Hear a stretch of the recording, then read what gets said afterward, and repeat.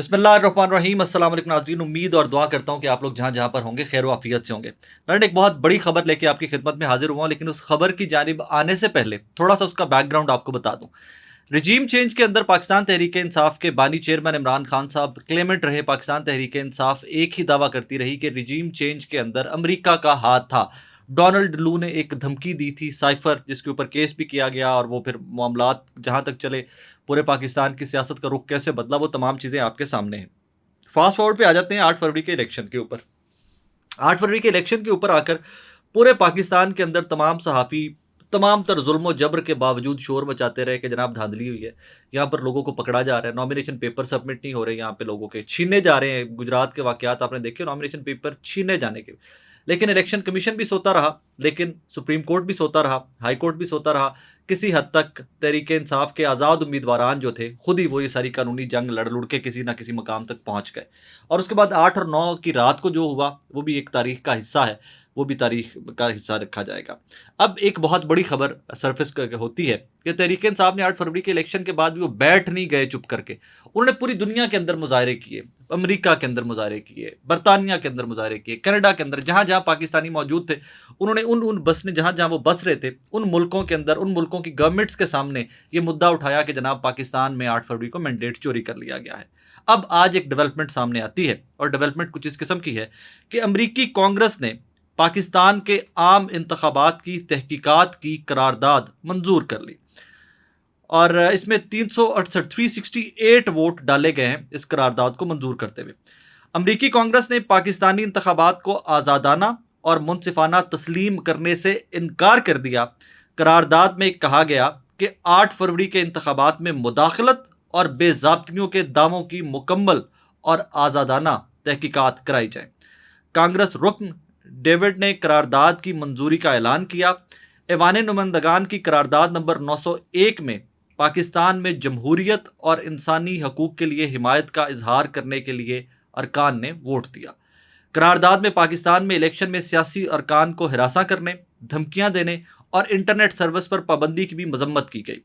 अमरीकी कानून साजों ने करारदादों के ज़रिए पाकिस्तान के जमहूरी अमल में पाकिस्तानी अवाम की शिरकत की ज़रूरत पर जोर दिया। जनूबी एशिया इंस्टीट्यूट के डायरेक्टर माइकल कगलमैन ने कहा कि ऐवान नुमाइंदगान के कम अज़ कम 85% अरकान ने करारदाद के हक में वोट दिया। हकीकत में मेरे लिए जो नुमाया चीज़ है वो वोट का मार्जन और वोट देने वाले अरकान की तादाद है। मतलब 85% लोग कांग्रेस जिन्होंने ये सारा वोट किया आज, वो समझते हैं कि पाकिस्तान के अंदर आम इंतखाबात साफ और शफाफ नहीं हुए थे। अब इसका थोड़ा सा इसको ज़रा ब्रॉडर पिक्चर में देखिए कि कोई भी डेवलपमेंट हो जाए, पाकिस्तान अमेरिका को अपना बहुत करीबी दोस्त समझते हुए उसकी तरफ देखता है। We look up to America कि जी कोई भी प्रॉब्लम हो जाएगा, हमें अमेरिका से हेल्प लेनी है, हमें अमेरिका की तरफ देखना है, हमारा स्ट्रेटेजिक पार्टनर है। अब जिस पार्टनर की तरफ आपने बार बार देखना है, वो पार्टनर वही वही समझता है। उनका एक 85% रिप्रेजेंटेटिव जो है उनके, वो ये समझते हैं कांग्रेस के कि जनाबे वाला इलेक्शन आपके ठीक नहीं हुए थे। अब यही शहबाज शरीफ साहब जब अमेरिका में जाते हैं, अमेरिकी सदर से या अमेरिकी ऑफिशियल से बात करते हैं, तो क्या उनके बैकएंड पे ये बात नहीं होगी कि हमारे सामने जो शख्स वज़ीर आज़म पाकिस्तान बैठा हुआ है, शायद इसके पास मैंडेट नहीं है। अब इस एक करारदाद के बाद तो मुझे लगता है कि ये तासुर अमेरिका के अंदर बहुत ज़्यादा मज़ीद मुस्तहकम होता जाएगा। पाकिस्तान के अंदर तो मुस्तहकम हो गई होगा, लेकिन अमेरिका के अंदर भी मुस्तहकम होता जाएगा। क्या ही अच्छा होता कि हम इंटरनेशनली हर जो अखबार है, आज ये मेरे सामने अरब न्यूज़ मैंने भी खोला है, हर अखबार जो इंटरनेशनल है या हर बड़ा जो इदारा है न्यूज़ का, हर जगह पे ये खबर लगी हुई है। अब इसके अंदर मैं आपको अरब न्यूज़ का पढ़ के सुनाता हूँ। उसका है US Congress calls for impartial probe into Pakistani elections following irregularity claims। कि जनाब US कांग्रेस ने कहा है कि पाकिस्तान के जो इलेक्शन हुए 8 फरवरी में, उसमें इरेगुलरिटीज़ हुई, बेज़ाब्तियाँ हुई, लिहाजा इसमें आज़ादाना तहकीकात की जाएँ। आगे फर्दर उसके 2 पॉइंट्स और हैं, वो भी डिस्कस कर लेते हैं। The 8th February polls were marred by nationwide mobile internet shutdown, delayed results leading to rigging allegations. कि जनाब आपने मोबाइल फ़ोन बंद किए रखा, इंटरनेट बंद किए रखा मोबाइल फ़ोनों का, और रिज़ल्ट बहुत ताख़ीर से आए, लिहाजा इल्ज़ामात लग गए कि जनाब धांधली हुई है। US lawmakers voted 368/7 over resolution condemning attempts to suppress people's participation in the democratic process. अब ये लंबी चौड़ी कहानी है, उसके अंदर उन्होंने आगे वो भी लिखा हुआ है आगे चलकर. The issue was most forcefully raised by former Prime Minister Imran Khan's Pakistan Tehreek-e-Insaf, कि ये इशू बहुत ज़ोरों शोर से धांधली वाला इमरान खान साहब की जमात तहरीक-ए-इंसाफ की जानिब से उठाया गया था, whose leaders had to participate in the electoral contest as independent candidates after being deprived of their symbol. अब यहाँ पर आ जाती है सुप्रीम कोर्ट और यहाँ पर आ जाते हैं काजी फाइसा साहब, जो हर हेयरिंग के अंदर, अभी फुल कोर्ट के अंदर भाई वो जो रिजर्व सीट्स वाली समाज चल रही है उसके अंदर भी बार बार कहते रहे कि जनाब बल्ले का निशान इसलिए लिया गया कि इलेक्शन नहीं कराए गए, बल्ले का निशान इसलिए लिया गया कि इलेक्शन नहीं कराए तहरीक इंसाफ ने. लेकिन इलेक्शन तो करवाते रहे, माने नहीं गए या उसमें कोई रेगुलरिटीज थी, वो आपका काम था डिसाइड करना. लेकिन ये जुमला मेरे नज़दीक गलत है कि आपने इलेक्शन नहीं कराए. इलेक्शन उन्होंने करवाए, बार बार करवाए, माने नहीं गए या उनका कोई उसमें ग्लिच आ गया वो मुझे नहीं पता. लेकिन क्या वो ग्लिच या गलती कोताही इतनी बड़ी थी कि आज पूरी दुनिया के खबरों के अंदर, अखबारों के अंदर ये छपे कि पाकिस्तान तहरीक इंसाफ से इलेक्शन से पहले उनका इंतखाबी निशान बल्ला छीन लिया गया था. आज अरब न्यूज़ छाप रहा है. अब जाइए काई साहब जाके अरब न्यूज़ को बता के आए कि भाईजान ये हुआ था जो वो यहाँ कोर्ट में बैठ के कह रहे थे कल भी कि जनाब आप बार बार इस फैसले के ऊपर बात करते हो, डिटेल के ऊपर क्यों नहीं बात करते हो कि बल्ले का निशान छिना तो क्यों छिना गया? क्योंकि एक जमात ने, वो काई साहब का क्लेम था, क्योंकि एक जमात ने इलेक्शन नहीं करवाए.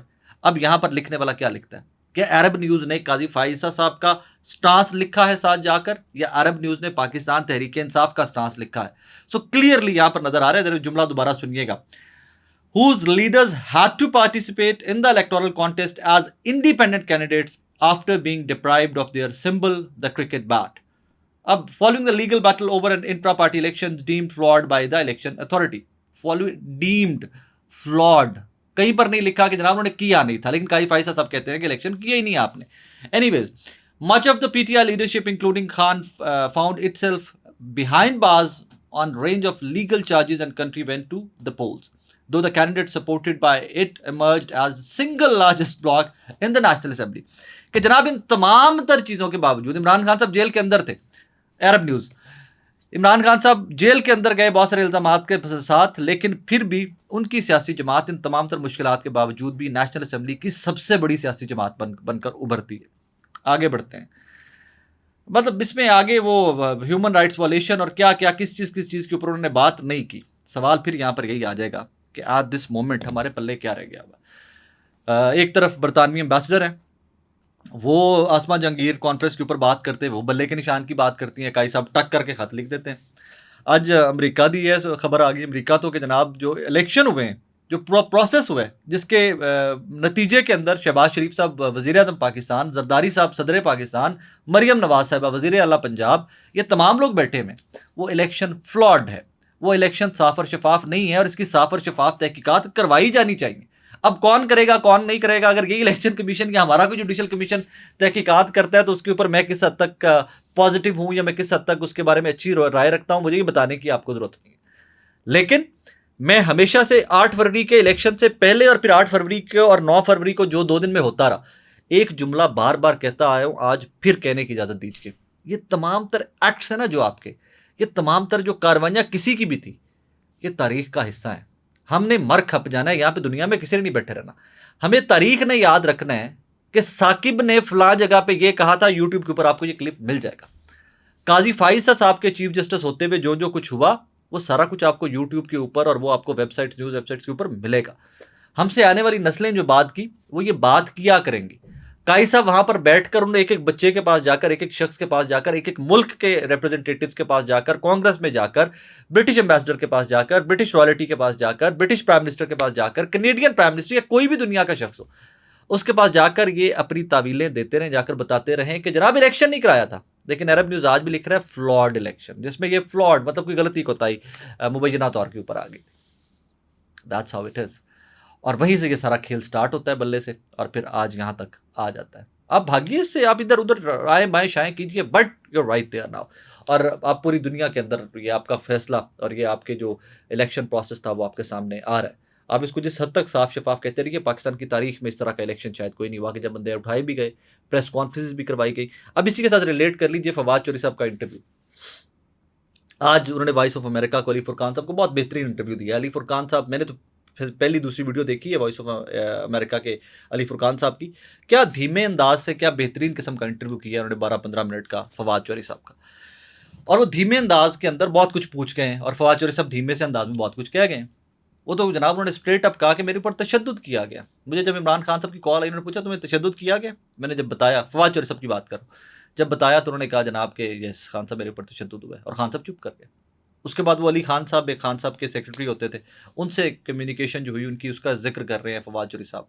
फिर आगे चलकर वो इलेक्शन के ऊपर जब आते हैं तो वो कहते हैं कि मुझे पैगाम दिया गया जनाब कि इलेक्शन तेन पाइर ने कोई नहीं लड़न देना, तुम उस लिस्ट में हो कि जिन्होंने इलेक्शन नहीं लड़ना, तो तुम्हें इलेक्शन नहीं लड़ने देना।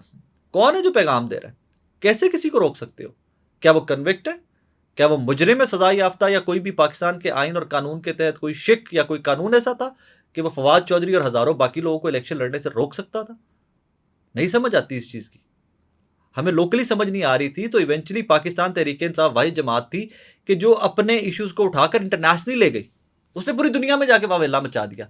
उससे एक और चीज़ साबित होती है कि पाकिस्तान का पाकिस्तानी जो पाकिस्तान से बाहर बैठा हुआ है, ओवरसीज पाकिस्तानी, वो किस हद तक इमरान खान साहब को सपोर्ट करते हैं। वो कितनी तवाना आवाज़ है कि वो अपने इश्यूज उठाकर कांग्रेस तक ले गए, अमेरिकन कांग्रेस तक ले गए, और वहां से करारदादे पास हो रही हैं आपके इलेक्शन के खिलाफ। डूब मरने का मकाम है यार, बाकायदा डूब मरने का मकाम, कि आप पूरी दुनिया के अंदर अपने मुल्क का, अपनी डेमोक्रेसी का, अपने डेमोक्रेटिक प्रोसेस का किस किस्म का मजाक उड़वा रहे हो, और फिर भी आप कहते हो साफ और शफाफ इलेक्शन हुआ। करवा लीजिए एक जुडिशल कमीशन, अब इसके ऊपर बना दीजिए, या फिर आप ये कह लीजिए कि ये अमेरिकन इंटरफेरेंस है। आप भी ये ले लीजिए प्लीज कि ये अमेरिकन इंटरफेरेंस है। आप ये नहीं मानेंगे कि हम इंटरनेशनल कम्युनिटी को अपनी पोजीशन, सिचुएशन को देखते हुए क्लियर करना चाहते हैं।